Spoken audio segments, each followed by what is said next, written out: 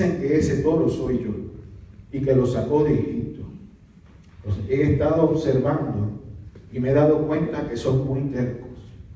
Estoy tan enojado que voy a destruirlos todos. No trates de detenerlos. Sin embargo, con tus descendientes formaré una gran nación.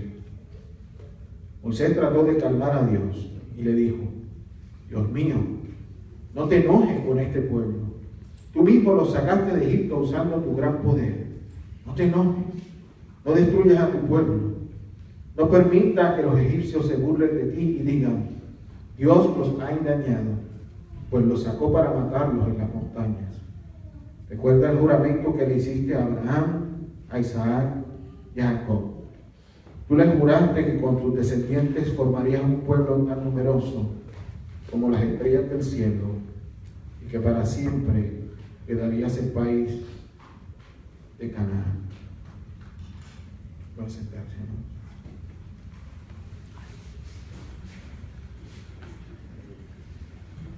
Padre, en esta hora presentamos tu palabra. Acompáñanos mientras la compartimos. Permite que nuestros corazones y nuestras mentes estén disponibles para recibir. Amén. Cuando nos suena el teléfono en la mitad de la noche, generalmente es una emergencia. A veces son llamadas esperadas, a veces son inesperadas. Sin embargo, en medio de esas llamadas surgen muchas posibilidades, porque no solamente recibimos noticias, también a veces vienen con un llamado, con gente buscando un poco de esperanza. Y esta porción del autor de Éxodo parece intercambiar el lugar de Moisés y de Dios, donde Dios le reclama a Moisés diciéndole: esta es tu gente y mira lo que están haciendo. Es como Dios expresando su dolor profundo en su corazón por sentirse rechazado, olvidado, traicionado y cambiado por aquellos a quienes había escogido, a quienes había cuidado, a quienes había amado, y ahora habían construido un ídolo y le querían proclamar Dios. Y Dios como que reacciona de una manera inesperada. El Dios creador, el Dios de amor, el Dios de salvación, le dio coraje. Y quería acabar con el mundo, o al menos con el pueblo de Israel. Una imagen difícil de Dios en este pasaje. Y continúa el autor de Éxodo añadiéndole más reacciones humanas al Dios que hasta el momento habían conocido. Claro que Dios no se alegra cuando nosotros le desobedecemos y cuando estamos alejados de sus caminos, pero eso no significa que servimos a un Dios que se goce en la destrucción de la vida y de aquello que ha creado. Esta reacción parece más un reflejo de la realidad histórica de su experiencia en Egipto. Una experiencia con lo que escuchaban de cómo actuaban los dioses egipcios, y de alguna manera ellos estaban transfiriendo eso al Dios de Israel, a su Dios. Dios estuvo dispuesto a recomenzar con otro pueblo. Se lo ofreció a Moisés aquí. Sin embargo, Moisés intercede por el pueblo y le dice: esta no es solo mi gente, esta es tu gente. Estos son los que tú sacaste de Egipto. Y en esa conversación y en ese intercambio de ideas, Moisés no reclama, pero recuerda y le dice a Dios: los demás se van a reír, porque nos van a decir que nuestro Dios nos abandonó y nos sacó de Egipto para esto. Mire, los insultos más grandes de la antigüedad que uno le podía dar a algún pueblo era burlarse de su ciudad, burlarse de su rey o su reina y burlarse de sus dioses. Esta no fue una conversación cualquiera. Se decidía el futuro de un pueblo que le costaba fuerte, le costaba duro mantenerse fiel a Dios. Y no se daban cuenta que eso los podía llevar a su propia destrucción. Y no solamente por castigo o ira de Dios, sino como consecuencia de sus propios actos y pecados. Mire, el problema de Israel con Dios fue que siempre se acostumbraron a ver algo físico como la representación de su Dios. Y entonces Dios siempre le dio una señal para que supieran que estaban ahí. Por eso se les comunicaba de esa manera. Por eso que se comunicaba a través de los milagros de sanidad, o la columna de nube, y la columna de fuego, quizás hasta las plagas, proveyendo maná, codornices y agua. De alguna manera Dios siempre le dejaba sentir su presencia y su compañía, aunque no tuvieran una expresión física. Lo que pasa es que la expresión física de Dios Él la facilita para que nosotros lo podamos entender mejor, que podamos ver también a Dios en nosotros mismos. Con eso no estoy diciendo que nosotros somos dioses, sino que llevamos la esencia de nuestro Dios desde el mismo momento de la creación. Pero qué difícil se nos hace ver a Dios en el otro y en la otra. Y es que entonces cuando la realidad divina y la humana se encuentran y no sabemos manejarla, podemos entrar en crisis. Y el pueblo de Israel se le hizo muy difícil sobrepasar su crisis de identidad luego de Egipto. Su identidad como pueblo no solamente estaba basada en, como los demás pueblos alrededor de ellos, Dios era el centro de su identidad. Pero en aquel momento allí, mientras Moisés estaba en el monte, hubo otra crisis de identidad en el valle. Es que a veces como que nos confundimos. Y si malo es confundirse con las identidades y con las cosas que sabemos que no representan a Dios, es más preocupante que a veces nos confundamos con cosas relacionadas a Dios y a su servicio con quien Dios es. Dios está presente en la creación, pero no en la creación. Está presente en los elementos representativos del culto, pero Él no es esos elementos. Y como que nos confundimos entre las cosas que nos ayudan a dirigirnos a Dios y lo que de verdad significa tener esa relación con Dios. El desespero nuestro como seres humanos de buscar respuestas a veces rápidas y soluciones inmediatas nos puede llevar en ocasiones a tomar decisiones que no precisamente van a ser las mejores. No sé si vieron los reportajes ahora después de las Olimpiadas del nadador del equipo de Estados Unidos. Se fue de fiesta allá en Brasil después que ganaron la medalla de oro y lo agarraron cuando venía de regreso. Y entonces, para que salirse del problema, dijo, no, que salimos a comer y nos asaltaron, porque tienen que regresar a cierta hora al lugar donde se estaban quedando y les tomó tarde de la noche porque se fueron a celebrar. Según la investigación de la policía, surgió que no hubo tal asalto, ni hubo tal secuestro, ni hubo nada de esas cosas. Y eso le costó una suspensión de casi un año de las competencias que vienen. Le va a costar dinero porque no va a poder recibir ningún ingreso durante ese tiempo de ninguna de las competencias. A lo mejor él pensó que como estaba en otro país, nadie le iba a prestar mucha atención al asunto. Sin embargo, todo se complicó de tal manera que él y otros de sus compañeras terminaron suspendidos y perdiendo no solo el dinero y las competencias, sino también el respeto de la comunidad deportiva. Moses was on a difficult spot here. He was interceding for the people of Israel at a time when even God was thinking if saving these people was a mistake. God was almost giving up on them. Not because of just anger, or sadness, but because they were rejecting the true experience and forgetting all their history since they started to be ready to leave Egypt.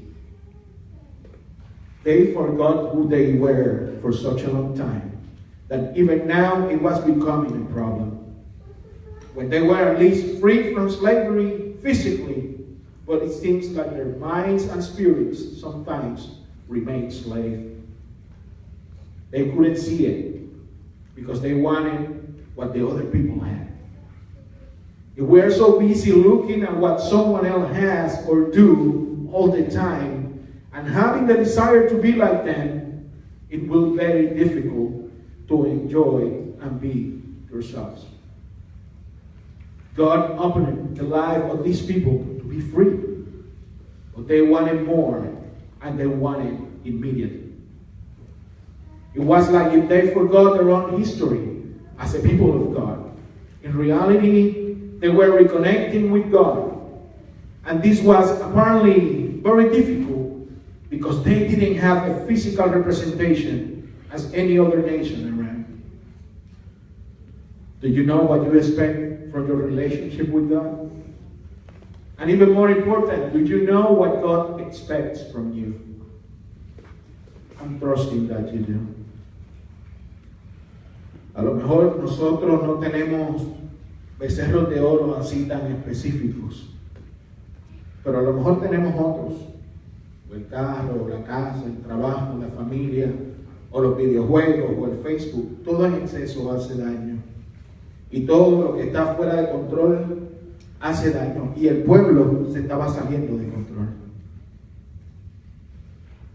¿Cómo usted se sentiría si de momento recibe esa notificación de parte de Dios que diga: mira, me rendí contigo, ya no doy más, ya no sé qué hacer contigo, ya estás bajo tu propia mano, lo que te suceda es cosa tuya, a mí ni me ores, ni me llores, ni me supliques? Sin embargo, Moisés intercede por ellos ante Dios y Dios le escucha. Y aunque nosotros a veces en buen español metamos la pata, cometamos errores, hay gente intercediendo por nosotros ante Dios. Señor, tú sabes que tiene esa combinación perfecta entre boca y pata. Abre la boca y mete la pata, pero perdónalo, Señor. Acompáñalo, Señor, acompáñala. Oiga, y esas oraciones de otra gente por uno llegan y tocan el corazón de Dios. Y a veces sin nosotros saber que hay otros intercediendo por nosotros, hacen que la mano de Dios se extienda, no para castigar, sino para restaurar.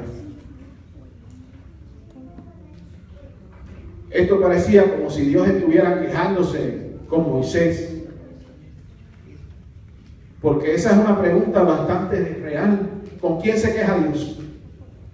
Si nosotros nos quejamos directamente y a diario le enviamos las notas. A lo mejor Dios no tiene necesidad de quejarse.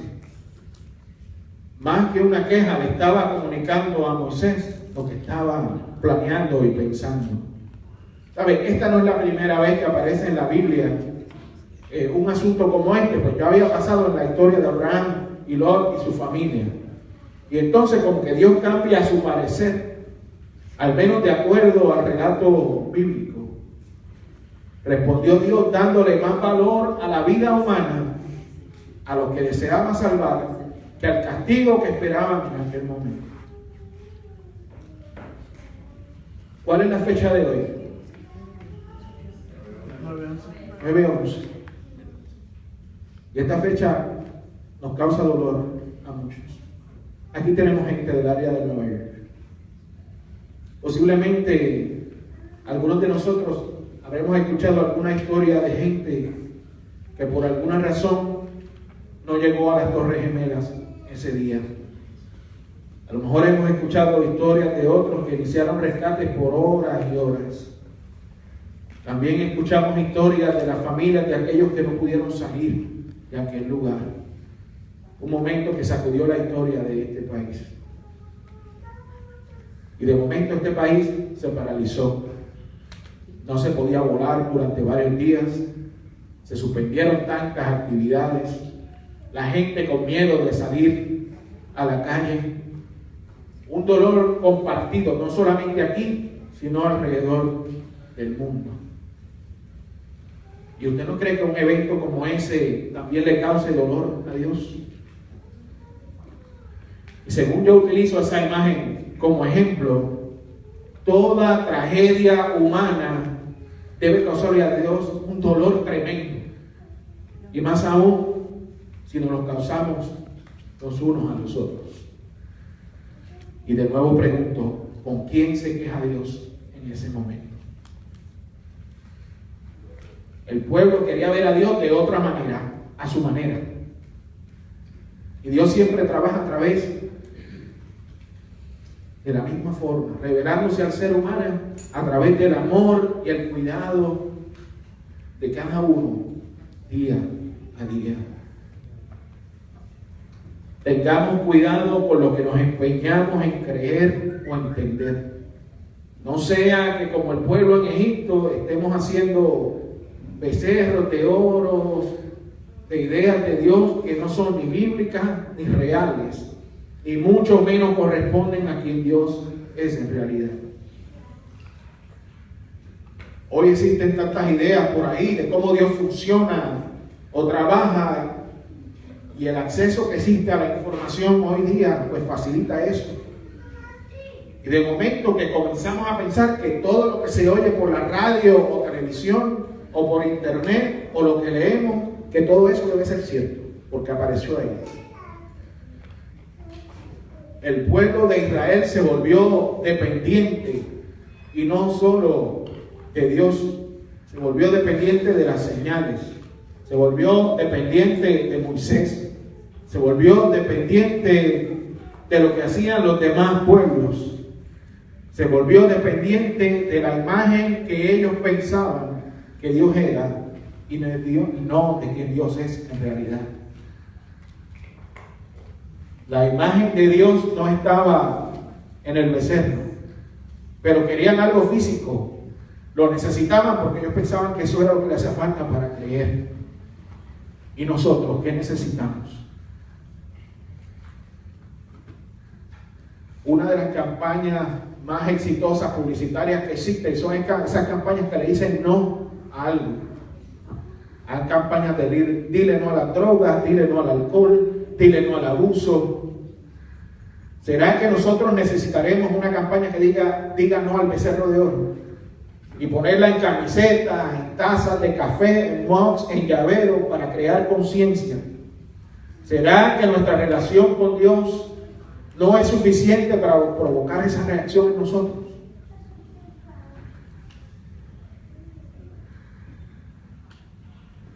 Esto es una conversación ficticia que encontré. Dice, ¿no te entendemos, Ur? Gritó Datán. Todos vimos el ataúd de Moshe volar al cielo con nuestros propios ojos. Nunca volvió en el día número 40 como prometió. ¿Cómo puede sobrevivir alguien 40 días sin comida y sin agua? ¿Tú no crees que a lo mejor tenía agua y comida por allá escondida y se lo olvidó? Moisés se debe haber muerto. Otro le contestaba, ¿y tú qué tienes en contra de nuestro becerro de oro? Necesitamos un recordatorio tangible de la presencia de Dios ante nosotros. Necesitamos un lugar permanente para sentir la cercanía a Dios. Ahora que hemos perdido la conexión que teníamos cuando estábamos en la presencia de Moisés, la forma del becerro contiene secretos profundos. Sin embargo, Ur permaneció inalterable. Les decía, todos escuchamos a Dios hablar en el monte Sinaí. Él dijo, no tendrás imágenes esculpidas. No hay pero que valga, no imágenes esculpidas, sin importar las buenas intenciones que tengan. La gente dice que estaba fuera de sí. Por supuesto, ¿Será posible que dentro de una intención tan santa como esta, Dios no les perdonaría y la considerara idolatría? Si lo que estamos tratando es de conectarnos con Dios. Y tú estás obsesionado con que esto es idolatría. Si continúas con eso, nos vas a forzar a eliminarte. Y ahí terminaba la conversación. Yo no sé si una conversación así se habrá dado en aquel momento, pero como que nos pone un poco más en el ambiente de quizás algunas cosas que pudieron haber pasado allí. Dios nos llama a serle fiel, como Él lo es con nosotros. El primer mandamiento, no se le olvide, no lo deje guardado por ahí, úselo diariamente, porque es el eje de quien nosotros somos. Así que úselo a manera de recordatorio y de compromiso, y siempre repita ese mandamiento, y lo busca por ahí, lo puede buscar en Deuteronomio capítulo 6, los versículos del 5 al 15. Escuchen: ama al Señor tu Dios con todo tu corazón, con toda tu alma y con todas tus fuerzas. Grábate en la mente todas las cosas que hoy te he dicho y enséñaselas continuamente a tus hijos. Háblale de ellas, tanto en tu casa como en el camino, y cuando te acuestes y cuando te levantes. Lleva estos mandamientos atados en tu mano y en tu frente como señales, y escríbelos también en los postes y en las puertas de tu casa. Moisés recomienda obediencia a los israelitas. El Señor y Dios de ustedes los va a hacer entrar en el país que a sus antepasados Abraham, Isaac y Jacob juró que les daría.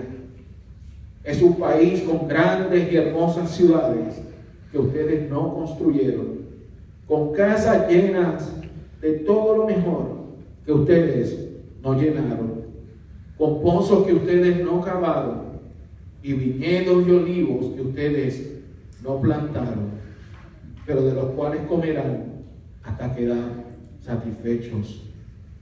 Cuando eso suceda, procuren no olvidarse del Señor que los sacó de Egipto, donde eran esclavos. Adoren al Señor su Dios y sírvanle solo a Él. Y cuando tengan que hacer un juramento, háganlo solo en el nombre del Señor. No vayan tras los dioses que adoran los pueblos vecinos, porque el Señor su Dios que está con ustedes es un Dios celoso y puede enojarse contra ustedes y destruirlos totalmente. También Jesús tenía su propia visión de lo que podía significar esto. Y Jesús se lo recordaba de esta manera. Y lo puede encontrar en Lucas 10, 27, en Marcos 12, 30 o en Mateo 22, 27. Amarás al Señor tu Dios con todo tu corazón y con toda tu alma y con toda tu fuerza y con toda tu mente, y a tu prójimo como a ti mismo. Dios le bendiga.